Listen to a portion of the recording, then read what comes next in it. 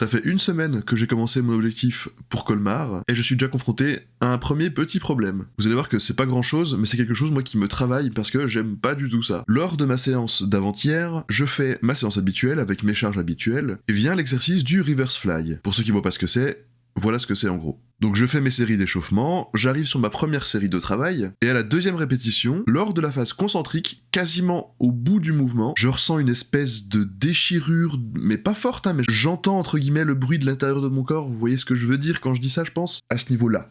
Vraiment l'insertion à cet endroit-là, vraiment en haut du pli de l'aisselle en fait, comme une espèce de déchirure qui se produit. Alors moi j'ai paniqué, hein, j'ai vite reposé, j'ai arrêté ma série, ça m'a fait mal. Là aujourd'hui j'ai encore mal, mais c'est une douleur qui doit être je dirais à 2 sur 10, quelque chose comme ça, et qui est provoquée surtout avec le mouvement. Et c'est là que je me suis dit merde, j'ai pas envie de me blesser. Et là ça ressemble à une micro-blessure. J'en ai discuté avec mon coach, et j'ai décidé de prendre déjà, dès maintenant, une semaine de repos. Alors c'est que la deuxième vidéo de la chaîne, mais ça veut pas dire que j'ai commencé la musculation au moment où j'ai commencé ma chaîne. Je m'étais déjà dit de base que dans tous les cas, à peu près toutes les 8 semaines, je ferais une semaine de pause. En tout cas une semaine moins intense, et je crois d'ailleurs que ça fait beaucoup plus que 8 semaines que j'ai pas arrêté. Donc j'ai envie de dire ça tombe bien entre guillemets, mais en fait j'étais vraiment dans cette lancée de je vais tout défoncer, je vais tout donner, et là je me prends un stop comme ça d'un coup. Donc c'est pas très grave, je vais passer cette semaine à faire plus de cardio, à aller encore plus marcher avec mon chien dehors, je vais avoir largement le temps du coup de pouvoir cuisiner correctement mes repas. D'ailleurs oui, s'il y en a que ça intéresse, je pourrais montrer des fois des repas que je fais. Moi je fonctionne sur du meal prep, donc en général c'est le dimanche comme aujourd'hui que je cuisine pour la semaine entière, et je profite de cette parenthèse pour vous demander de vous abonner si mon suivi vous intéresse. Mais en gros voilà, je me suis fait peur, sachant qu'il faut savoir que ça fait plus d'un an que j'ai un problème au niveau du genou gauche. C'est très certainement un problème au niveau du tendon rotulien. Alors il y a un an c'était vraiment intense, hein, même quand je marchais ou d'un moment quand je conduisais trop, j'avais vraiment mal au genou. Et ça je pense savoir d'où c'est venu. Il y a une séance jambes où, allez savoir pourquoi,